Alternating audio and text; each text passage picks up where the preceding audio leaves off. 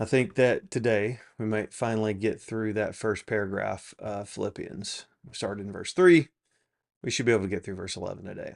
If you'll remember, we just left off talking about the fact that what Paul wanted the Philippians to do, and us as his readers too, he wants us to grow deeper and deeper into our experience, our knowledge, our relational, intimate connection with the gospel and grace in all kinds of ways. And then he tells us part of how we'll do this, or towards what end we will do this, is so that we can determine, evaluate, test through that experience what's the thing that's worth more than everything else in the universe. Then he keeps layering these purpose statements together, and he says the reason you want to determine the best is so that you can be pure and blameless on the day of Christ. Now, you'll remember that this is the second time in this paragraph the idea of day of Christ has come up.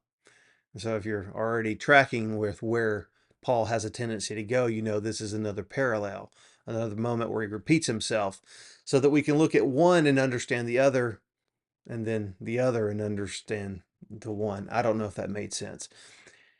This is one of those moments. Here he says, on the day of Christ, by this deep epigenosis and aesthesis, we can determine the thing that's worth more than everything else, and this will help us become pure and blameless on the day of Christ. And then he explains why. Notice the similarities between what he says here and what he said up in verse 6 when he used the phrase day of Christ before. He says here, how will we become blameless and pure on the day of Christ? Through being filled with the fruit of righteousness that comes from Jesus Christ to the glory and praise of God. So do you notice the connection? Above he said that he was confident that God, the one who began a good work in us, would keep working on it until he was finished on the day of Christ. Who's the one doing the work, the good work? In that verse number 6, God is. Clearly, from beginning to end, God's doing everything. And here, where does the fruit of righteousness come from?